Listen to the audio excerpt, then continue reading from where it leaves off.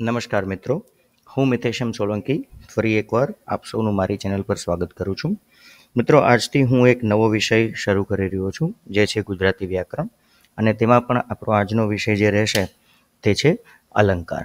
મિત્રો, સામાન્ય રીતે અલંકાર જે છે તે ગુજરાતની વિવિધ સ્પર્ધાત્મક પરીક્ષાઓમાં 5થી 10 ગુણ સુધીમાં પૂછાતા હોય છે. તો મિત્રો, આપણે આજે અલંકારની શરૂઆત કરીએ. તો મિત્રો, અલંકારનો અભ્યાસ કરતા પહેલાં આપણે થોડી તેની પ્રસ્તાવના અને પૂર્વ ભૂમિકાની વાત કરી લઈએ. આપ સૌ જાણો જ છો કે સાહિત્ય જે છે તે સામાન્ય રીતે પદ્ય અને ગદ્યમાં લખવામાં આવતું હોય છે, અને અલંકાર શબ્દનો સમાનાર્થી જો આપણે જાણીએ તો તે છે આભૂષણ અથવા તો ઘરેણાં. આપણે સૌ જાણીએ છીએ કે આભૂષણ અથવા તો ઘરેણાંનો ઉપયોગ શું, તો કે શરીરની સુંદરતા વધારવા માટે આપણે સામાન્ય રીતે આભૂષણ અથવા તો ઘરેણાં પહેરતા હોઈએ છીએ. તેવી જ રીતે શબ્દ અથવા તો રચનાની સુંદરતા વધારવા માટે પણ આપણે કેટલાક આભૂષણોનો ઉપયોગ કરીશું, જેને આપણે અલંકાર તરીકે ઓળખીએ છીએ. મિત્રો, રચના શું હોય છે? સામાન્ય રીતે રચના એટલે કોઈ અનુભવ અથવા તો લાગણીઓનું વર્ણન. તો મિત્રો, જે પણ આપણો અનુભવ અથવા તો લાગણીઓ હોય છે તેનું સચોટ અને અસરકારક જે વર્ણન આપણે કરવું હોય અથવા તો અસરકારક અભિવ્યક્તિ કરવી હોય તો તેના માટે અલંકાર જે છે તે ખૂબ જ ઉપયોગી છે. થોડી પૂર્વ ભૂમિકાની વાત કરી લઈએ તો અલંકાર જે આપણે અભ્યાસ કરવાનો હોય છે તે સામાન્ય રીતે બે પ્રકારના અલંકાર હોય છે. એક છે શબ્દાલંકાર અને બીજો છે અર્થાલંકાર. તો અલંકાર શીખતા પહેલાં આપણે કેટલીક પાયાની બાબત જાણી લઈએ. જે બે પ્રકારની આપણે વાત કરવા જઈ રહ્યા છીએ અલંકારની, તે છે શબ્દાલંકાર અને અર્થાલંકાર. તો શબ્દાલંકાર નામ પ્રમાણે જ અર્થ છે કે આ જે અલંકાર છે તેમાં શબ્દનું મહત્ત્વ છે, એટલે કે આપણે શબ્દની મદદથી અલંકાર ઓળખવાનો છે. મિત્રો, શબ્દાલંકાર પ્રમાણમાં ખૂબ જ સહેલા છે, જ્યારે અર્થાલંકાર જે વિષય છે અથવા તો જે પ્રકાર છે તેમાં શબ્દની સાથે સાથે શબ્દના અર્થનું મહત્ત્વ છે. એટલે જ્યાં સુધી તમે શબ્દનો અર્થ ઓળખશો નહીં ત્યાં સુધી અલંકાર ઓળખવો થોડો અઘરો પડી શકે છે. તો હવે આપણે શરૂ કરીએ અલંકારનો અભ્યાસ. આગળ જણાવ્યું તે મુજબ અલંકારના મુખ્ય બે પ્રકાર, શબ્દાલંકાર અને અર્થાલંકાર. શબ્દાલંકારમાં આપણે 5 પ્રકારના અલંકાર ભણીશું, જે છે વર્ણાનુપ્રાસ અથવા તો વર્ણસગાઈ, શબ્દાનુપ્રાસ એટલે કે શબ્દ અથવા તો સમાન ઉચ્ચારવાળા શબ્દોની વાત કરીશું, યમક જેમાં એક શબ્દ હશે જેનો ઉપયોગ કથનમાં 2 વાર થયો હશે અને તેના અર્થ પણ 2 અલગ અલગ નીકળતા હશે. ચોથો જે અલંકાર જે આપણે ભણશું તે છે પ્રાસ સાંકળી અથવા તો આંતરપ્રાસ, એટલે કે તેના નામ પ્રમાણે જે કથન હશે તેની વચ્ચે ક્યાંક પ્રાસ મળતો હશે, તેના લીધે તેને પ્રાસ સાંકળી એટલે કે સાંકળ અથવા તો આંતરપ્રાસ એટલે કે કથનની વચ્ચે ક્યાંક પ્રાસ મળતો હશે. પ્રાસાનુપ્રાસ અથવા તો અંત્યાનુપ્રાસ તે પણ તેના નામ પ્રમાણે કહી શકાય કે કથનના અંતે કોઈ પ્રાસ મળતો હશે, અને તેના આધારે આપણે આ 5 પ્રકારના અલંકાર જે છે તે ઓળખશું. અર્થાલંકારની વાત આપણે આગળ કરશું. માત્ર આપની જાણકારી માટે અત્યારે હું નામ વાંચી જાઉં છું. ઉપમા અલંકાર, રૂપક અલંકાર, ઉત્પ્રેક્ષા અલંકાર, અનન્વય અલંકાર, વ્યતિરેક અલંકાર, વ્યાજસ્તુતિ અલંકાર, વિરોધાભાસ અલંકાર, શ્લેષ અલંકાર, સજીવારોપણ અલંકાર, અર્થાંતરન્યાસ અલંકાર, સ્વભાવોક્તિ અલંકાર, અતિશયોક્તિ અલંકાર, દ્રષ્ટાંત અલંકાર, અપહનુતિ અલંકાર અને અન્યોક્તિ અલંકાર. એટલે કે 15 પ્રકારના અર્થાલંકાર આપણે ભણશું અને 5 પ્રકારના આપણે શબ્દાલંકાર અભ્યાસ કરીશું. તો હવે શરૂ કરીએ એક પછી એક અલંકાર. તો મિત્રો, પહેલો જ અલંકાર જે આપણે લઈએ છીએ તે શબ્દાલંકારનો પહેલો અલંકાર છે વર્ણાનુપ્રાસ અથવા તો વર્ણસગાઈ. તેની વ્યાખ્યા સમજી લઈએ કે એક જ પંક્તિમાં એક વર્ણ વારંવાર આવે. જો મિત્રો, એક જ પંક્તિમાં એક વર્ણ એટલે કે મૂળાક્ષર વારંવાર આવે ત્યારે વર્ણાનુપ્રાસ બને. બધા જ જાણીતા ઉદાહરણ છે, આપને ઘણા બધા પુસ્તકોમાં પણ મળી રહેશે. અહીંથી પણ આપ બધા અલંકાર અથવા તો ઉદાહરણનો અભ્યાસ કરી શકો છો. જેમ કે નટવર નિરખ્યા નેન, તો આપ જોઈ શકો છો કે ન વર્ણ જે છે તે પુનરાવર્તિત થાય છે, તેથી તે વર્ણાનુપ્રાસ છે. મીઠા મધુને મીઠા મેહુલા રેલોલ, તો મ અને મ પુનરાવર્તિત થાય છે. તેવી રીતે પાણી માટે પ્રભાશંકર પાણીયારા પાસે પહોંચ્યા, તો અહીં પ વર્ણ જે છે તે પુનરાવર્તિત થાય છે. તેવી રીતે માથે મેવાડી મોડિયા બિરાજે ખંભે ખંતીલા ખેસ, તો અહીંયા પણ મ અને મ તેમજ ખ અને ખ જે છે તેનું પુનરાવર્તન થાય છે. ફાગણે ફૂલણા ફોરમ ફોરવે, અહીં પણ ફ જે મૂળાક્ષર છે તેનું પુનરાવર્તન થાય છે. પરમાર્થી પરાક્રમી ગણો પરમૂલકમાં પરવરે, તો અહીં આપ સામાન્ય રીતે જોઈ શકો છો કે પ જે મૂળાક્ષર છે તેનું પુનરાવર્તન થાય છે. જાગ જપન જપ તપને તીરથ તેમાં સૌથી મોટો સત્સંગ, તો અહીં જાગ જપન જગન જપ જે છે તેમાં જ જે વર્ણ છે તેનું પુનરાવર્તન થાય છે. તે ઉપરાંત માળી, મીઠી, સ્મિત, મધુર ને ભવ્ય મૂર્તિ પિતાજી. તો માળી, મીઠી, મધુર અને મૂર્તિ, તો અહીં મ વર્ણ જે છે તેનું પુનરાવર્તન થાય છે. તેવી જ રીતે નિત્ય સેવા, નિત્ય કીર્તન, ઉત્સવ નિરખવા નંદકુમાર રે, તો અહીં ન જે વર્ણ છે તેનું પુનરાવર્તન થાય છે. તો આશા રાખું છું કે આ અલંકાર તો આપ સરળતાથી સમજી પણ ગયા હશો ને શીખી પણ ગયા હશો. આગળ વધીએ મિત્રો. બીજો અલંકાર જે શબ્દ અલંકારમાં આપણે શીખશું તે છે શબ્દાનુપ્રાસ. શબ્દાનુપ્રાસની વ્યાખ્યા જોઈ લઈએ. એક જ પંક્તિમાં એક શબ્દ વારંવાર આવે અથવા શબ્દોના ઉચ્ચાર સરખા હોય ત્યારે વર્ણાનુપ્રાસ બને. જુઓ, એક શબ્દ વારંવાર આવે એક શરત છે અથવા તો પહેલી શરત છે, અથવા એવું પણ બને કે નજીકના બે શબ્દો હોય જેનો ઉચ્ચાર સરખો હોય તો તેને પણ આપણે શબ્દાનુપ્રાસ કહેશું. આપણે બંનેના ઉદાહરણ જોઈ લઈએ.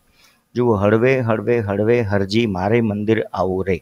તો અહીંયા હળવે હળવે હળવે શબ્દ આખો જે છે તે પુનરાવર્તિત થાય છે, તેથી આપણે તેને શબ્દાનુપ્રાસમાં મૂકીએ છીએ. ઘણા મિત્રો એવું કહે છે કે આ વર્ણાનુપ્રાસ કેમ ન હોઈ શકે. 100% મિત્રો આને આપણે વર્ણાનુપ્રાસ કહી શકીએ છીએ, પરંતુ આપણી જે શરત છે તે છે શબ્દનું વારંવાર પુનરાવર્તન. તો અહીંયા આપણે શબ્દનું પુનરાવર્તન જોઈએ છીએ, તેથી આપણે તેને શબ્દાનુપ્રાસમાં મૂકીએ છીએ. જે બીજી શરત છે શબ્દોના ઉચ્ચાર સરખા હોય, તો જુઓ મિત્રો બીજું ઉદાહરણ. સુલતાનના મોકલ્યા બે મિયા ગુલતાનમાં મુલતાન જતા હતા. અહીંયા સુલતાન બરાબર ગુલતાન અને મુલતાન આ જે ત્રણ શબ્દો છે તે સમાન નથી, પરંતુ ઉચ્ચાર ક્યાંક ને ક્યાંક સમાન છે, તેથી આપણે તેને પણ શબ્દાનુપ્રાસમાં લેશું. કરે ગાન તાન પાન પત્ર હાથમાં રેલોલ. તો અહીંયા ગાન પાન તાન છે તેનો ઉચ્ચાર જે છે તે એક સરખો છે. તેવી જ રીતે હવે રંગ બની તંગ મચાવી જંગ પિયોજી ભંગ. તો રંગ, તંગ, જંગ અને ભંગ એ ઉચ્ચાર સરખા હોવાને લીધે આપણે તેને શબ્દાનુપ્રાસમાં મૂકીએ છીએ. ત્યારબાદ જુઓ, માયાની છાયામાંથી કાયાને મુક્ત કરવા ગોવિંદરાયાની માયા કરો. તો માયા, છાયા, કાયા, રાયા, માયા આ બધા ઉચ્ચારની દ્રષ્ટિએ એક સમાન છે, તેથી આપણે તેને શબ્દાનુપ્રાસમાં મૂકીએ છીએ. ત્યારબાદ જુઓ, આ છે શા તુજ હાલ સુરત સોનાની મૂરત. તો સુરત અને મૂરત જે છે તેનો ઉચ્ચાર ક્યાંક ને ક્યાંક સરખો છે, તેથી આપણે તેને શબ્દાનુપ્રાસમાં લીધો છે. ત્યારબાદ બહુ જ જાણીતી પંક્તિ. વા ફરે વાદળ ફરે ફરે નદીના પૂર પણ સુરા બોલ્યા નવ ફરે ભલે પશ્ચિમ ઉગે સૂર. તો અહીંયા પૂર અને સૂર, તો એક રીતે તમે જુઓ તો અંત્યાનુપ્રાસનું પણ ઉદાહરણ છે, પરંતુ અહીંયા આપણે ઉચ્ચારની દ્રષ્ટિએ જોઈએ તો પૂર અને સૂર એ જે છે તે શબ્દાનુપ્રાસમાં છે. તે ઉપરાંત ફરે ફરે શબ્દ જે છે તેનું પુનરાવર્તન થાય છે, તેથી પણ આપણે તેને શબ્દાનુપ્રાસમાં લઈએ છીએ. છે મતવાલી નથી નમાલી નવા લોહીની લાલી. તો મતવાલી, નમાલી અને લાલી જે છે તે ઉચ્ચારની દ્રષ્ટિએ સરખા દેખાય છે, તેથી આપણે તેને શબ્દાનુપ્રાસમાં લીધો છે. ત્યારબાદ ગાયક ન લાયક તું ફોગટ ફૂલાણો છે. અહીંયા ગાયક અને લાયકનો ઉચ્ચાર સમાન છે, તેથી આપણે તેને અહીં શબ્દાનુપ્રાસમાં લીધો છે. તો મિત્રો આ થયો શબ્દાનુપ્રાસ. ત્યારબાદ હવે આગળ વધીએ. તો મિત્રો ત્રીજો જે અલંકાર આપણે ભણશું તે છે યમક. યમકની વ્યાખ્યા સમજી લઈએ. જ્યારે એક જ શબ્દનો પંક્તિમાં બે વાર ઉપયોગ થતો હોય અને બંને સ્થાન પર તેનો અર્થ અલગ અલગ નીકળતો હોય ત્યારે યમક બને. જુઓ, ફરીથી એકવાર વાંચી લઈએ. એક જ શબ્દનો પંક્તિમાં બે વાર ઉપયોગ થતો હોય અને બંને સ્થાન પર તેનો અર્થ અલગ નીકળતો હોય ત્યારે યમક બને છે. બહુ જાણીતા ઉદાહરણ છે, અખાડામાં જવાના મેં ઘણીવાર અખાડા કર્યા. તો મિત્રો અહીં જે પ્રથમ અખાડા શબ્દ છે તેનો અર્થ થાય છે જ્યાં આપણે કસરત કરવા જઈએ છીએ તે સ્થળને આપણે અખાડા તરીકે ઓળખીએ છીએ. અને બીજી વાર જે અખાડા શબ્દનો ઉપયોગ કર્યો છે તેનો અર્થ અહીંયા આપણે પ્રયત્ન લેવાનો છે. એટલે અખાડામાં જવાના મેં ઘણીવાર અખાડા કર્યા, એટલે કે અખાડામાં જવાના મેં ઘણીવાર પ્રયત્નો કર્યા. તો આ યમક અલંકાર બને છે. તેવી જ રીતે જવાની તો જવાની છે. અહીંયા જવાનીનો પહેલો અર્થ જે થાય છે તે યુવાની છે અને બીજો જે અર્થ થાય છે તે ક્રિયાનો થાય છે, એટલે કે જવાની એક સમયે જતી રહેશે. તો જવાની તો જવાની છે.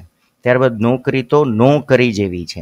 અહીં પ્રથમ નોકરીનો અર્થ આપ સૌ જાણો છો કે જે આપણે કામ કરવા જઈએ તેને આપણે નોકરી કહીએ છીએ, અને નો કરી એનો મતલબ કે ન કરવા જેવી છે. એટલે નો કરી તો નો કરી જેવી છે, તે પણ આપણો યમક અલંકારનું ઉદાહરણ બને છે. તેવી જ રીતે ચોથું ઉદાહરણ છે તપેલી તો તપેલી છે. અહીંયા પ્રથમ તપેલી જે છે તે વાસણ છે અને બીજી તપેલી એટલે એની સ્થિતિ દર્શાવે છે કે જ્યારે તપેલી એકદમ ગરમ થઈ જાય તો આપણે શું કહીએ છીએ કે તપેલી તો ગરમ છે અથવા તો તપેલી તો તપેલી છે.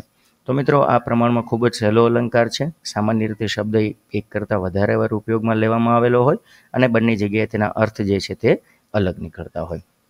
ત્યારબાદ આપણો ચોથો અલંકાર હવે આપણે લેશું તે છે પ્રાસ સાંકળી અથવા તો આંતરપ્રાસ. તો તેની વ્યાખ્યા સમજી લઈએ. કે જ્યારે પ્રથમ ચરણના અંતિમ શબ્દ અને બીજા ચરણના પ્રથમ શબ્દ વચ્ચે પ્રાસ રચાય ત્યારે પ્રાસ સાંકળી બને છે. જુઓ, ચરણનો મતલબ કે જ્યાં વિરામ આવતો હોય, અલ્પ વિરામ છે કે આશ્ચર્ય ચિહ્ન છે, જ્યાંથી પંક્તિનો બીજો ભાગ શરૂ થતો હોય તો તેને આપણે પ્રથમ ચરણ કહેશું, અને વિરામ અથવા તો ચિહ્ન પછીનો જે પંક્તિનો ભાગ હોય તેને આપણે બીજું ચરણ કહેશું. તો અહીંયા શું કહે છે કે પ્રથમ ચરણનો અંતિમ શબ્દ અને બીજા ચરણનો પ્રથમ શબ્દ હોય તેની વચ્ચે પ્રાસ બને છે.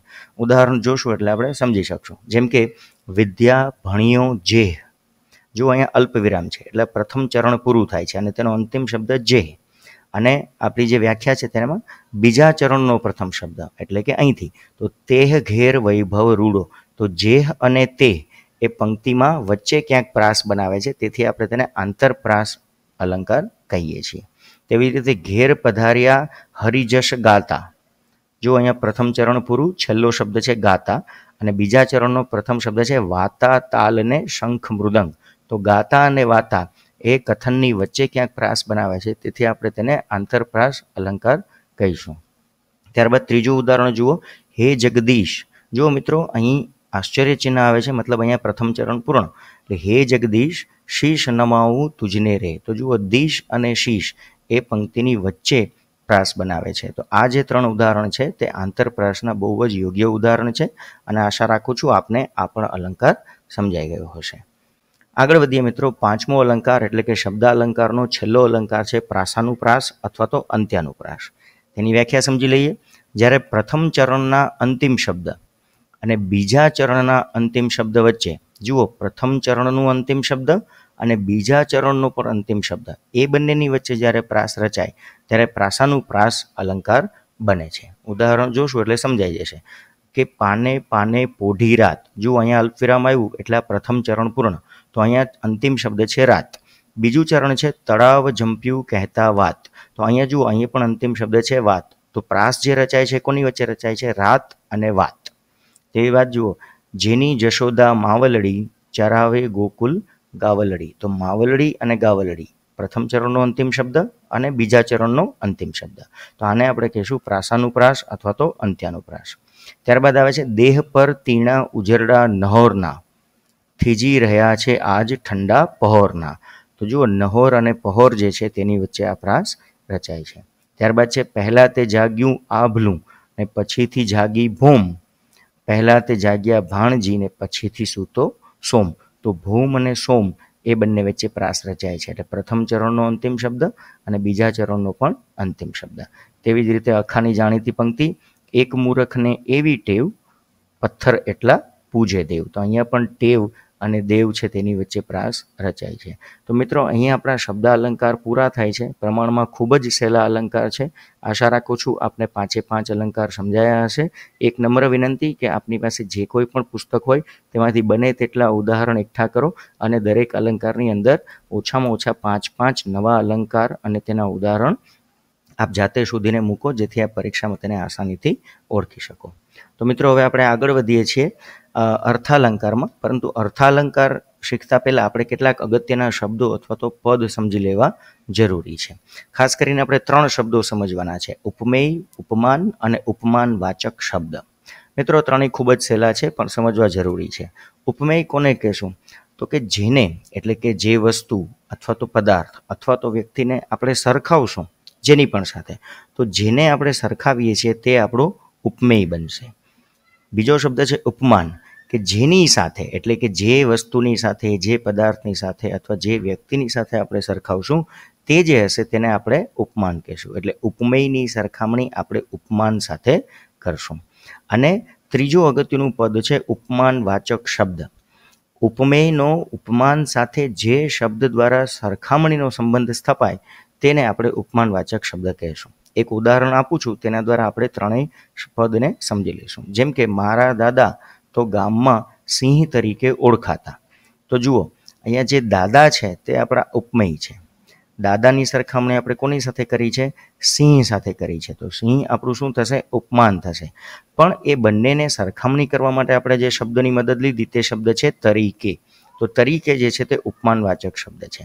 આપ સૌની સરળતા ખાતર મેં કેટલાક જાણીતા ઉપમાનવાચક શબ્દો અહીં લખેલા છે, જેમ કે સમ, સમાન, તુલ્ય, જેવું, સમોવડું, સરખા, જેમ, જેવું, જેવી, જેવો, સરીખું, બરાબર, કેરો, કેરી, કેરું, કેરા, તણા, તણું, તણી, સરખી, સમી, સમોવડી, શી, શા, શો, માફક, જેવડું, જેવડો, પેઠે વગેરે આ બધા જ જે છે તે ઉપમાનવાચક શબ્દ છે. આગળ આપણે જ્યારે પણ અલંકાર ભણીશું ત્યારે તમને જેટલા પણ ઉપમાનવાચક શબ્દ મળે તે આપ અહીં ઉમેરી શકો છો અને બને તેટલું આ જે સૂચિ છે તેને આપ વધારી શકો છો, જેથી આપના ઉપમાનવાચક શબ્દોનો એક શબ્દ ભંડોળ જે છે તે બની જાય. તો મિત્રો હવે આપણે શરૂ કરીશું અર્થાલંકાર. તો મિત્રો હવે આપણે શરૂ કરીએ છીએ પહેલો અર્થાલંકાર, જેનું નામ છે ઉપમા. ઉપમાની વ્યાખ્યા પહેલાં જોઈ લઈએ કે જ્યારે ઉપમેયની સરખામણી ઉપમાન સાથે કરવામાં આવે તો ત્યારે ઉપમા અલંકાર બને છે. ખૂબ જ સરળ અલંકાર છે, શીખવો ખૂબ જ સહેલો છે. થોડીક આપણે જાગૃતતા રાખવી પડશે, કેમ કે ક્યાંક ક્યાંક આપણે ભૂલ કરી શકીએ તેવી સંભાવના હોય છે. જેમ કે હું પહેલું જ ઉદાહરણ લઉં છું, શિશુ સમાન ગણી સહદેવને. તો જુઓ, અહીં જે ઉપમાનવાચક શબ્દ છે એ છે સમાન, પણ હવે કોની સરખામણી કોની સાથે કરેલી છે તે જાણી લેવું ખૂબ જરૂરી છે. જુઓ, શિશુ સમાન ગણી સહદેવને, એટલે સહદેવ જે છે તેને આપણે શિશુ સમાન ગણીએ છીએ. તો અહીંયા આપણો ઉપમેય જે છે કોણ થશે? સહદેવ થશે, અને જે ઉપમાન છે તે શિશુ થશે. તો એવું મનમાં ક્યારેય નક્કી ન કરી લેવું કે કથનમાં કે વાક્યમાં કે પંક્તિમાં પ્રથમ શબ્દ હંમેશા ઉપમેય હોય અને બીજો શબ્દ જે હોય એ જ હંમેશા ઉપમાન હોય. અહીં પહેલું જ ઉદાહરણ મેં એટલે જ એવી રીતે લીધે છું કે જેથી આપના મગજમાં રહેલો એ ભ્રમ હું ભાંગી શકું. તો અહીં સહદેવ જે છે તે ઉપમેય છે અને શિશુ જે છે તે આપણા ઉપમાન છે. ત્યાર પછી જુઓ, શામળ કહે બીજા બાપડા, પહાણ સરીખા પારખ્યા. તો અહીંયા આપણે ઉપમેય અને ઉપમાન ઓળખવા ખૂબ જ અઘરા પડી જશે, પણ તમે શબ્દ જુઓ, સરીખા, પહાણ સરીખા. તો પહાણ જે છે એ શું થશે? તો કે એ આપણું ઉપમાન થશે. શામળ કહે બીજા બાપડા, પહાણ સરીખા પારખ્યા. તો પહાણ જે છે તે આપણું ઉપમાન છે અને બીજા બાપડા એ આપણું ઉપમેય થશે. તો બીજા બાપડા જે છે તેનું આપણે કોની સાથે સરખામણી કરેલી છે? તો પહાણ એટલે કે પાણા સાથે આપણે કરેલા છે. મધુર ઇન્દુ સમી સમતા સુધા, વિમળ લાટ થકી જરે. જુઓ, મધુર ઇન્દુ સમી સમતા સુધા, સુધા એટલે પૃથ્વી. તો મધુર ઇન્દુ સમી એટલે કે જે સમતા સુધા, સુધાની સરખામણી આપણે ઇન્દુ સાથે કરેલી છે. તો અહીં પણ ઉપમાન જે છે તે આ પહેલાં છે અને ઉપમેય જે છે તે પછી છે. એટલે સુધાની સરખામણી આપણે ઇન્દુ સાથે કરીએ છીએ. જુઓ, ઇન્દુ સમી એટલે એવી મગજમાં ક્યારેય નોંધ ન કરી લેવી અથવા નક્કી ન કરી લેવું કે ઉપમેય જ હંમેશા પહેલાં હોય અને ઉપમાન પછી હોય. જુઓ, પુરુષોની માફક સ્ત્રી પણ કેળવણી લઈ શકે છે. જુઓ, પુરુષોની માફક એટલે સરખામણી કોની સાથે થઈ છે? પુરુષોની સાથે થઈ છે. અને કોની સરખામણી થઈ છે? તો સ્ત્રીની થઈ છે. તો અહીંયા જે સ્ત્રી છે તે ઉપમેય છે અને પુરુષો જે છે તે ઉપમાન છે. અને ઉપમાનવાચક શબ્દ જુઓ અહીંયા નવો છે જે આપણને આગળની આપણી સૂચિમાં નથી, તો તે છે માફક. તેવી જ રીતે ધરતી ઉપર કોઈક વરદાનની જેમ ચાંદની ઉતરી રહી છે. જુઓ, કોઈક વરદાનની જેમ, તો વરદાનની જેવી કોણ? તો કે ચાંદની. તો ચાંદની જે છે તે આપણો ઉપમેય છે અને વરદાન જે છે તે આપણો ઉપમેય બની જશે, ઉપમાન બની જશે. તો ઉપમેય અને ઉપમાન ઓળખવામાં આપ ભૂલ ન કરો તે અગત્યનું છે. કાળ સમોવડ તરંગ ઉપર ઉછળે આત્માનવ. કાળ સમોવડ તરંગ એટલે જુઓ, કાળ જેવો તરંગ. કોના જેવો તરંગ છે? તો તરંગની સરખામણી આપણે કાળ સાથે કરેલી છે. એવી જ રીતે ઉતર્યા રંક ઘરે, શો પુણ્ય પ્રભાવ જો. તો અહીંયા મિત્રો આપ જાતે જ ઓળખો કે અહીં કયું ઉપમાન છે અને કયું ઉપમેય છે, તેમજ કયો ઉપમાનવાચક શબ્દ છે.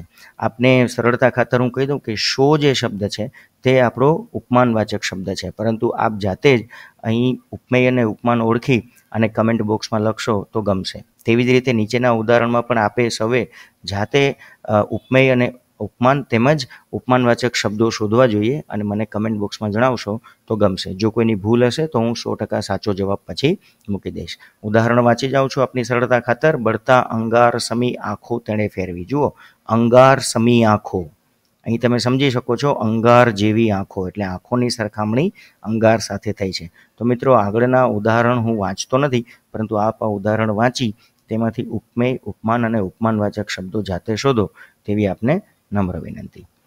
મિત્રો આગળ વધીએ છીએ. રૂપક અલંકાર. રૂપક અલંકારની પહેલાં વ્યાખ્યા જોઈ લઈએ. જ્યારે ઉપમેય અને ઉપમાનને એકરૂપ ગણી લેવામાં આવે, જુઓ સરખામણી નથી, અહીં સમાનતાનો ભાવ નથી, પરંતુ એકરૂપતાનો ભાવ છે. એટલે ઉપમેય ઉપમાન જેવું છે એવું નહીં, ઉપમેય અને ઉપમાન એકરૂપ બની જાય છે તો જ તે રૂપક અલંકાર બને છે. જો સરખામણી થાય તો તે ઉપમા અલંકાર બને છે, અને જો એકરૂપતાનો ભાવ હોય તો તે રૂપક અલંકાર બને છે. બે ચાર ઉદાહરણ કહી દઉં છું, બાકીના આપ જાતે શોધો અને સમજો, અને ત્યારબાદ આપ કમેન્ટ બોક્સમાં તેના વિશે લખી શકો છો. જેમ કે અમેરે સુકુરુનું પૂમડું, તમે અત્તર રંગીલા રસદાર. જુઓ, અમેરે સુકુરુનું પૂમડું એટલે કે અમે જે અમે પાત્ર છે તે પોતાની જાતને સુકુરુનું પૂમડું જ કહે છે, પૂમડા જેવું નથી કહેતા. એટલે અમે અને સુકુરુનું પૂમડું એમાં એકરૂપતાનો ભાવ છે.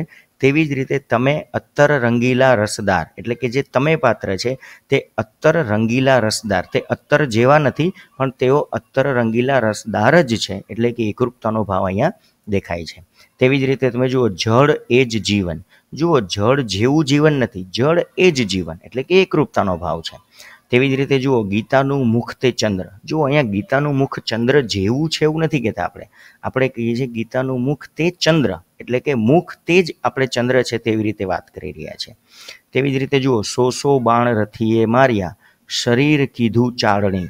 હવે જુઓ, શરીર ચાળણી જ થઈ ગયું છે, ચાળણી જેવું નથી થઈ ગયું.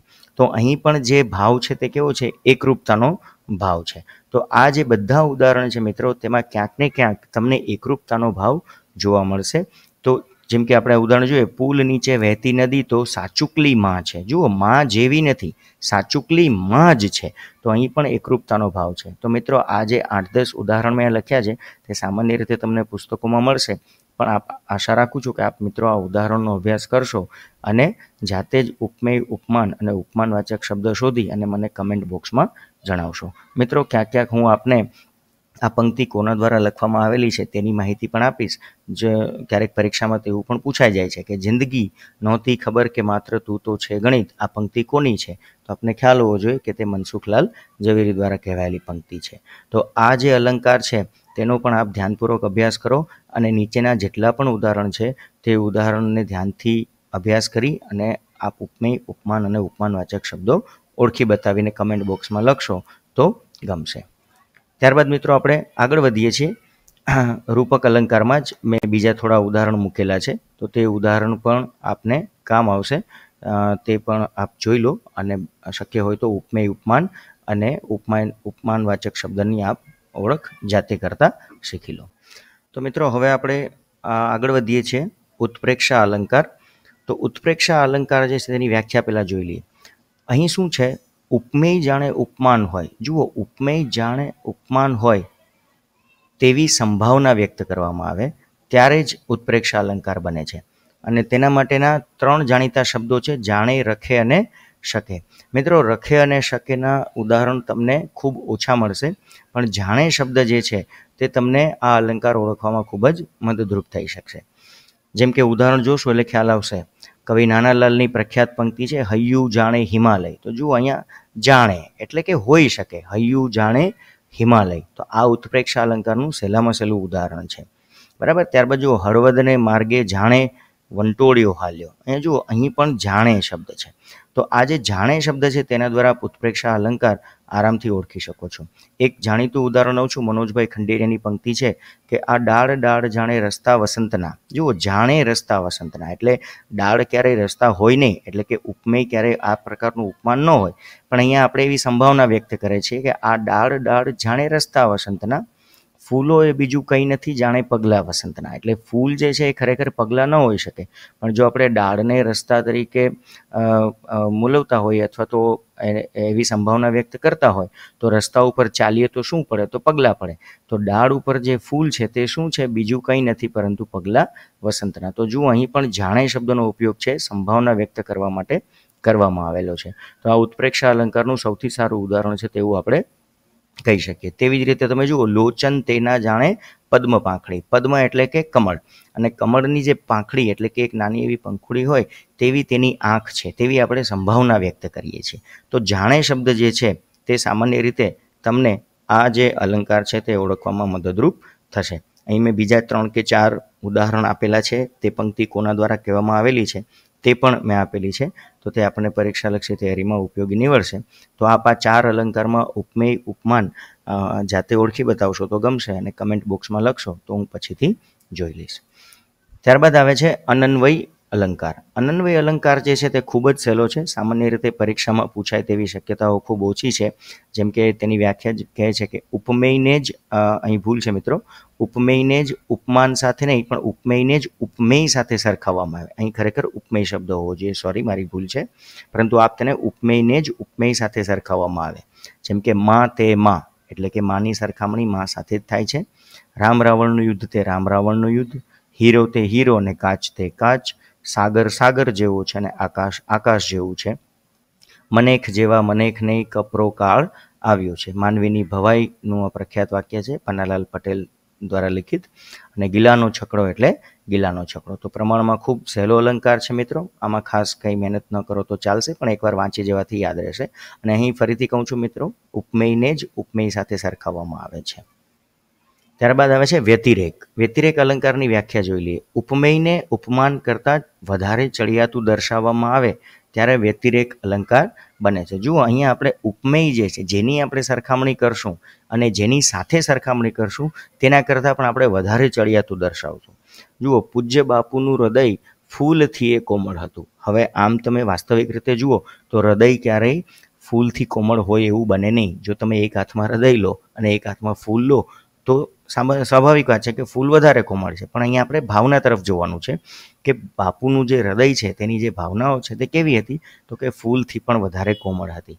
તો સરખામણી આપણે હૃદયની ફૂલ સાથે કરીએ તો હૃદય આપણું ઉપમેય છે અને ફૂલ આપણું ઉપમાન છે. પરંતુ આપણે કોને વધારે કોમળ કહીએ છીએ, તો કે હૃદયને વધારે આપણે કોમળ કહીએ છીએ. તો ઉપમેયને આપણે ઉપમાન કરતાં અહીંયા આપણે વધારે ચડિયાતું દર્શાવ્યું. તેવી જ રીતે જુઓ, તલવારથી તેજ તારી આંખડીની ધાર છે. હવે ખૂબ સ્વાભાવિક વાત છે કે તલવારની ધાર જ વધારે હોય, આંખની ધાર તેટલી તેજ હોય નહીં. પરંતુ અહીંયા આપણે કાવ્યાત્મક ભાવની વાત કરીએ છીએ, તેથી આપણે આંખની ધારને તલવારની ધારથી વધારે ધારદાર કહીએ છીએ. તો અહીંયા આપણો જે ઉપમેય છે તે આંખ છે અને ઉપમાન આપણી તલવાર છે, પરંતુ આપણે આંખની ધારને તલવારની ધાર કરતાં વધારે તેજ કહીએ છીએ. તો અહીંયા પણ આપણે ઉપમેયને ઉપમાન કરતાં વધારે ચડિયાતું દર્શાવ્યું છે. તો ત્યારબાદના ઉદાહરણ પણ આપ જોશો તો આપને આ વ્યાખ્યા અને મારી સમજાવેલી વાત જે છે તે સમજાશે.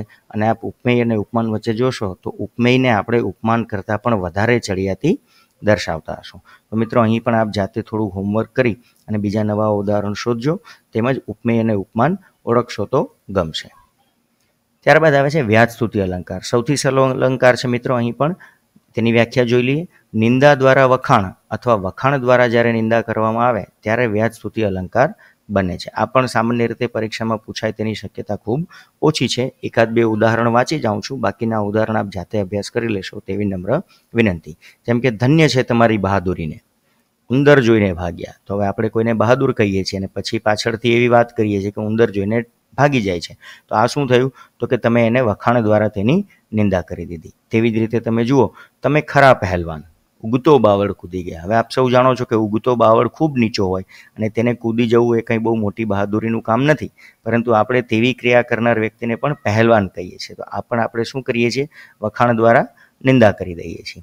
તો બાકીના ઉદાહરણ પણ આપ જોશો તો આપને સમજાઈ જશે કે આ વ્યાજસ્તુતિ અલંકાર શું છે. ત્યારબાદ આગળ વધીએ મિત્રો. શ્લેષ અલંકાર ખૂબ જ અગત્યનો છે. વ્યાખ્યા સમજી લઈએ. શબ્દનો ઉપયોગ એક જ વાર થયો હોય પરંતુ શબ્દના 2 અથવા 2 કરતાં વધારે અર્થ પ્રગટે ત્યારે શ્લેષ અલંકાર બને. મિત્રો, ખૂબ જ અગત્યનો અલંકાર છે. પહેલું ઉદાહરણ જોઈએ. રવિને પોતાનો તડકો ન ગમે તો તે ક્યાં જાય. હવે જુઓ મિત્રો, આ જાણીતું ઉદાહરણ છે. અહીંયા રવિ જે છે તેનો એક અર્થ સૂર્ય છે અને બીજો અર્થ જે છે તે નામ છે, રવિન્દ્રનાથ ટેગોર. તો અહીંયા રવિ જે છે તે શબ્દનો ઉપયોગ એકવાર થયો છે, પરંતુ તેના અર્થ જે છે તે 2 વાર નીકળે છે. એવી જ રીતે તમે જુઓ, કમલવત ગણીને બાલના ગાલ રાતા, રવિ નિજ કર તેની ઉપર ફેરવે છે. અહીંયા જુઓ, કમલવત ગણીને બાલના ગાલ રાતા, બાળકના ગાલ લાલ થઈ ગયા છે, તેની ઉપર રવિ નિજ કર. હવે જુઓ, કરનો અર્થ અહીંયા 2 છે. એક કર એટલે હાથ અને રવિ નિજ કર એટલે રવિના હાથ એટલે સૂર્યકિરણ. તો તેને લીધે બાળકના ગાલ જે છે તે રાતા થઈ ગયા છે. તો કર જે છે તેનો એક અર્થ હાથ અને બીજો અર્થ થાય છે સૂર્યકિરણ. ગ્રામ માતા કાવ્યની આ પંક્તિ છે, તે આપની જાણ ખાતર. તેવી જ રીતે આ રમણીનો રાગ કોને મુગ્ધ ન કરે. તો અહીં જે રાગ શબ્દ છે તેના બે અર્થ છે. એક રાગનો અર્થ થાય કંઠમાધુર્ય અને બીજો અર્થ થાય છે સ્નેહ અથવા તો લાલાશ. તો મિત્રો આગળના જે 4 ઉદાહરણ છે તે પણ આપ જાતે અભ્યાસ કરી અને તેમાં આપ કયો શબ્દના બે અર્થ નીકળે છે તે જોઈ જજો. અહીં મેં કૌંસમાં તેની વિગત આપેલી છે, તેથી આપને સમજવામાં સરળતા રહે. તો મિત્રો હવે આવે છે 8મો અલંકાર, સજીવારોપણ અલંકાર. પ્રમાણમાં ખૂબ જ સહેલો અલંકાર છે, તેની વ્યાખ્યા જોઈ લઈએ. જ્યારે નિર્જીવ પદાર્થ કે વસ્તુમાં સજીવ ભાવોનું નિરૂપણ કરવામાં આવે ત્યારે સજીવારોપણ બને છે. જુઓ, નામ જ કે છે સજીવ આરોપણ. ખૂબ જ સહેલા ઉદાહરણ છે, 2 કે 4 જ લઉં છું, બાકીના આપ જાતે અભ્યાસ કરી લેજો. પથ્થર થરથર ધ્રુજે. હવે પથ્થર નિર્જીવ વસ્તુ છે અને થરથર ધ્રુજવું તે સજીવનું લક્ષણ છે. તો જુઓ, થરથર ધ્રુજવું તે સજીવ ભાવનું નિરૂપણ આપણે પથ્થર પર કર્યું તો તેને સજીવારોપણ અલંકાર કહેવાય. તેવી જ રીતે તમે જુઓ, ઘડિયાળના કાંટા ઉપર હાંફ્યા કરે સમય. હવે હાંફવું જે છે તે સજીવનું લક્ષણ છે અને ઘડિયાળના કાંટા ઉપર કોણ દોડતું હોય છે તો સમય. તો દોડવાને લીધે હાંફ ચડે, તે રીતે અહીં આપણે સજીવનું લક્ષણ નિર્જીવ સમય પર આરોપિત કરેલું છે. તેવી જ રીતે તમે જોયું, આભ રૂવે એની નવલખ ધારે. હવે રોવાની ક્રિયા જે છે તે સજીવ સાથે સંકળાયેલી છે અને આભ જે છે તે નિર્જીવ વસ્તુ છે, પરંતુ આપણે તેને રડતું દર્શાવી અને સજીવારોપણ અલંકાર સમજાવીએ છીએ. તો મિત્રો આ રીતે તમે બાકીના ઉદાહરણ પણ જોશો તો આપને સમજાઈ જશે કે ક્યાંક ને ક્યાંક નિર્જીવ વસ્તુઓ ઉપર આપણે સજીવ ભાવોનું આરોપણ કરીએ છીએ. જેમ કે શકુંતલાની વિદાય ટાણે આશ્રમના ઝાડવા રડવા લાગ્યા. હવે ઝાડવા જે છે એક રીતે સજીવ જ છે, પરંતુ આપણે સૃષ્ટિની વાત કરીએ અને કવિતાની વાત કરીએ તો ઝાડ ક્યારેય રડતા નથી. તો અહીંયા આપણે રડવાની ક્રિયા જે છે તે ઝાડવા ઉપર આરોપિત કરેલી છે. અહીં વિજ્ઞાનના વિદ્યાર્થીઓને કદાચ થોડી તકલીફ પડે કે ઝાડ તો સજીવ છે. વાત સાચી છે, હું પણ વિજ્ઞાનનો વિદ્યાર્થી છું, પરંતુ અહીંયા આપણે કાવ્યાત્મક ભાવમાં ઝાડવા જે છે તેને નિર્જીવ પદાર્થ તરીકે લેવાના છે અને તેના ઉપર આપણે રડવાની ક્રિયાને આરોપિત કરીએ છીએ. તેવી રીતે જુઓ, ઉનો અનિલ. હવે અનિલ એટલે કે પવન. તો પવન જે છે તે નિર્જીવ વસ્તુ છે અને ઉનો અનિલ એ શક્ય વસ્તુ છે, પરંતુ ભરે ડૂસકા ધીરે ધીરે. હવે અનિલ એટલે કે ઉનો અનિલ, ગરમ પવન ડૂસકા ભરે એવું શક્ય નથી, પરંતુ અહીંયા આપણે કાવ્યાત્મક ભાવમાં અનિલ જેવી નિર્જીવ વસ્તુ પર ડૂસકા ભરવા જેવી સજીવની ક્રિયાનું આરોપણ કરેલું છે. તો આ બધા જ ઉદાહરણ આપ એકવાર ધ્યાનપૂર્વક વાંચી જશો તો આપ સજીવારોપણ અલંકાર સરળતાથી સમજી જશો. ત્યારબાદ આવે છે સ્વભાવોક્તિ. મિત્રો આ અલંકાર ક્યારેય પરીક્ષામાં આવવાની શક્યતા નથી, કારણ કે તેની વ્યાખ્યા જોશો તો ખ્યાલ આવશે. કોઈ પણ અલંકારનો ઉપયોગ જ ન હોય અને કોઈ દ્રશ્ય અથવા ક્રિયાનું આબેહૂબ વર્ણન કરેલું હોય, એટલે કે એની પ્રાકૃતિકતા જાળવી રાખેલી હોય, તો ત્યારે તે જે છે તેને આપણે સ્વભાવોક્તિ અલંકાર કહીએ છીએ. જાણીતું ઉદાહરણ મેં લીધું છે કે છીકણીના લસકા લેતી ઓટલે બેસીને રાત્રે ડોશીઓ ગપ્પા મારતી હોય છે. તો હવે આ એક ક્રિયા છે, આ એક ઘટના છે, આ એક દ્રશ્ય છે, જેમાં કોઈ અલંકાર શોધવાની જરૂર નથી, પરંતુ તેને પણ આપણે નામ આપેલું છે સ્વભાવોક્તિ. એટલે કે જેવો સ્વભાવ છે તે જે આપણે જોયું છે તેની જ આપણે ઉક્તિ એટલે કે તેની જ આપણે વાત કરીએ છીએ. અન્ય ઉદાહરણ પણ મેં આપેલા છે. પ્રજારામ રાવળનું એક પ્રખ્યાત વાક્ય છે, અહીં ફૂલ કેવળ આવડના, અહીં નીર અધિકા મૃગજળના. હવે અહીંયા તમે પરાણે આવડના અને મૃગજળના એમ કહીને અંત્યાનુપ્રાસ બેસાડવાનો પ્રયત્ન ન કરતા. આ સ્વભાવોક્તિ અલંકારનું ઉદાહરણ છે. વળી ઈ કન્યાના ઘડીક પદ ચાટે જીભ વડે. તો અહીં પણ કોઈ અલંકાર બનતો નથી, એક ક્રિયાનું વર્ણન છે. તો આ જે ઉદાહરણ છે તે સ્વભાવોક્તિના ઉદાહરણ છે. ત્યારબાદ છે અતિશયોક્તિ. નામ પ્રમાણે જ અલંકાર છે મિત્રો. અવાસ્તવિક વર્ણન હોય, એટલે કે વાસ્તવિકતાની હદ વટાવીને કરેલું વર્ણન હોય અથવા તો કાર્યકારણીનો કોઈ સંબંધ જ ન દેખાતો હોય ત્યારે જે અલંકાર બને તેને આપણે અતિશયોક્તિ અલંકાર કહેશું. જેમ કે ઉદાહરણ લેશું, ભીમે ગદા ઉપાડી એટલામાં તો બધા ઢળી પડ્યા. હવે ભીમની ગદા ઉપાડવી એ એક હકીકત છે, પરંતુ માત્ર ગદા ઉપાડવાથી બધા ઢળી પડે તે વધારે પડતી વાત છે, તેથી આપણે તેને અતિશયોક્તિ કહેવાય. એક આ આપેલા ઉદાહરણ તો આપ જાતે અભ્યાસ કરી લેશો તો પણ સમજાઈ જશે, પણ એક બહુ જ રમૂજી ઉદાહરણ આપને કહું તો એમ કે કોઈ આપના મિત્ર એવું કહે કે ભાઈ હું તો ગીર ફરવા ગયેલો અને મારી સામે સિંહ આવ્યો, અને જેવો મારી સામે સિંહ આવ્યો અને સિંહને બાથરૂમ થઈ ગયું, તો આવી જો કોઈ વાત આપનો મિત્ર કરે તો એ અતિશયોક્તિ અલંકારની વાત થઈ તેમ કહી શકાય. સામાન્ય રીતે આપણે વાતચીતમાં ઘણીવાર કહેતા હોય છે ને કે તું ફેંકવાનું બંધ કર. એ જે ફેંકવાની ક્રિયા અથવા વાત હોય છે ને તે બધી અતિશયોક્તિ અલંકારના ઉદાહરણ છે. તો આપ હવે ધ્યાન રાખીને આવા અતિશયોક્તિના ઉદાહરણ જાતે ભેગા કરશો તો આપને ઘણા ઉદાહરણ મળી રહેશે. બાકી આપ આ બધા ઉદાહરણો અભ્યાસ કરશો તો આપને આ અલંકાર સમજાઈ જશે. ત્યારબાદ છે દ્રષ્ટાંત. તેની વ્યાખ્યા જોઈ લઈએ. જ્યારે એક વિધાનના સમર્થનમાં એક ઉદાહરણ રજૂ કરવામાં આવે, જુઓ એક વિધાન હશે અને બીજું ઉદાહરણ હશે, તો બે વાક્યો વચ્ચે કેવો ભાવ રચાશે? બિંબ પ્રતિબિંબનો, જેને આપણે મિરર ઇમેજ કહીએ છીએ. તો જ્યારે બિંબ પ્રતિબિંબનો ભાવ બને ત્યારે તેને આપણે દ્રષ્ટાંત અલંકાર કહેશું. જેમ કે વડ તેવા ટેટા ને બાપ એવા બેટા. તો વડ તેવા ટેટા એ વિધાન છે અને ઉદાહરણમાં આપણે શું લઈએ છીએ? બાપ એવા બેટા. એટલે ક્યાંક ને ક્યાંક આ હેરિડેટરી એટલે કે આનુવંશિકતાની વાત કરે છે. જેમ કે ગોળ વિના મોડો કંસાર, માત વિના સૂનો સંસાર. હવે અહીંયા તમે અંત્યાનુપ્રાસ પણ કહી શકો છો અને સાથે સાથે તમે આ દ્રષ્ટાંત અલંકાર પણ કહી શકો છો કે ગોળ વિના મોડો કંસાર એક વિધાન છે અને ઉદાહરણમાં માત વિના સૂનો સંસાર એ તેની બિંબ પ્રતિબિંબનો ભાવ બનાવે છે. તો બાકીના બે ઉદાહરણ પણ આપને સમજાઈ જશે. આપ જાતે અભ્યાસ કરી અને વધારે નવા ઉદાહરણ શોધીને આમાં ઉમેરી શકો છો. ત્યારબાદ આવે છે અપહનુતિ.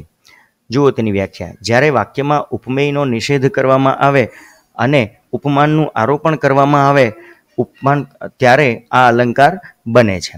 તેના ઉદાહરણ આપણે સામાન્ય રીતે લઈ લઈએ તો તે છે એક કવિતા લીધી છે જેમાં આપને સમજાઈ જશે કે અપહનુતિ અલંકાર શું છે.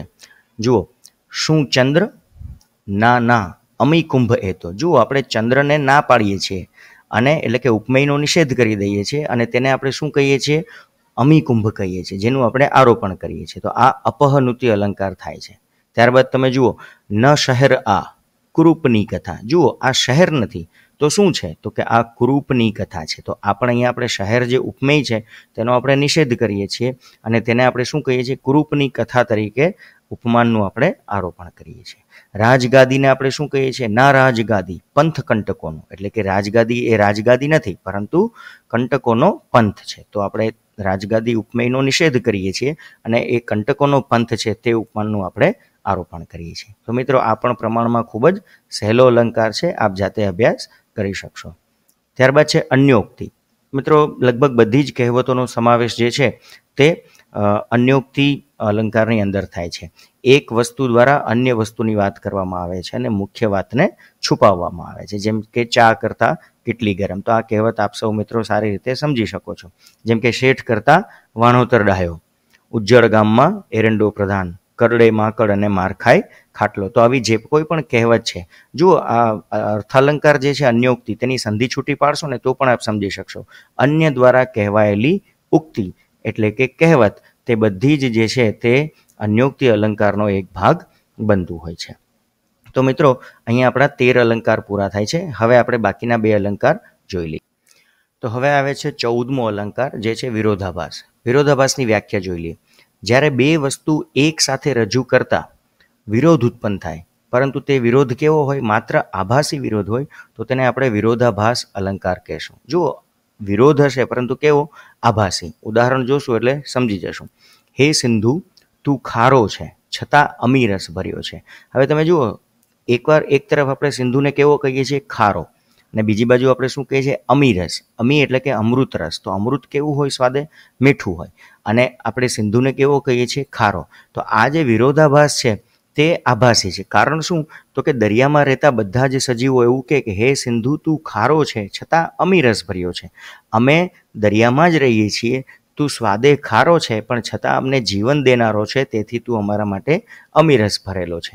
તેથી અહીં જે વિરોધાભાસ ઉત્પન્ન થાય છે તે કેવો છે? આભાસી વિરોધાભાસ છે. એક તરફ ખારો કહીએ છીએ અને બીજી તરફ આપણે તેને અમીરસ કહીએ છીએ. તેવી જ રીતે બીજું ઉદાહરણ જુઓ. જે પોષતું તે મારતું, એવો દિશે ક્રમ કુદરતી. જુઓ, કુદરત છે, જેનો જન્મ છે તેનું મરણ છે, પરંતુ આ જે ક્રિયા છે એ કુદરતની ક્રિયા છે. તેથી વિરોધાભાસ હોવા છતાં પણ બંને સાથે અસ્તિત્વ ધરાવે છે. એક તરફ આપણું પોષણ થાય છે અને બીજી તરફ તે જ કુદરત જે છે તે આપણા મરણ માટે પણ જવાબદાર છે. પરંતુ કુદરત ન હોય તો જન્મ અને પોષણ જ શક્ય ન હોય. તેથી આપણે જે પોષતું તે મારતું, એવો દિશે ક્રમ કુદરતી વાક્યમાં આભાસી વિરોધની વાત કરીએ છીએ. તો મિત્રો, અહીં મેં માત્ર 2 ઉદાહરણ એટલા માટે જ લખેલા છે કે 2 કે 4 બીજા ઉદાહરણ જાણીતા છે જે આપને પુસ્તકોમાંથી મળી રહેશે અને આપ જાતે શોધીને મૂકશો યુટ્યુબમાં કમેન્ટ બોક્સ ઉપર તો મને ગમશે અને પ્રમાણમાં સહેલા અલંકાર છે. ત્યારબાદ મિત્રો 15મો અને અંતિમ અર્થાલંકાર જે છે તે છે અર્થાંતર ન્યાસ અલંકાર. જુઓ, જ્યારે એક વિધાનના સમર્થનમાં એ જ અર્થનું બીજું વિધાન મૂકવામાં આવે ત્યારે અર્થાંતર ન્યાસ અલંકાર બનતો હોય છે. એક બે ઉદાહરણ આપણે જોઈ લઈએ. ઉગે કમળ પંખમાં તદપી દેવ શિરે ચડે. જુઓ, કમળ પંખમાં, પંખ એટલે કે કાદવ અથવા તો કીચડ. તો પહેલી પંક્તિ શું કહે છે કે કીચડ અથવા તો કાદવમાં કમળ જે છે તે ઉગે છે, તેમ છતાં તે દેવ શિરે ચડે છે, એટલે કે ભગવાનના મસ્તક પર તેને ચડાવવામાં આવે છે. અને એની સામે એ જ અર્થનું બીજું વિધાન જુઓ, નહીં કુળથી કિંતુ મૂલ્ય મૂલવાય ગુણ વળે. તેથી કુળને લીધે કોઈ ઓળખાતું નથી, પરંતુ તેના જે ગુણ હોય છે, તેનું જે મૂલ્ય છે તે તેના ગુણને લીધે થતું હોય છે. એટલે કમળ જે છે તે ભલે કીચડમાં ઉગતું હોય, પરંતુ તેના ગુણને લીધે તે ઈશ્વરના શીશ સુધી ચડી શકે છે.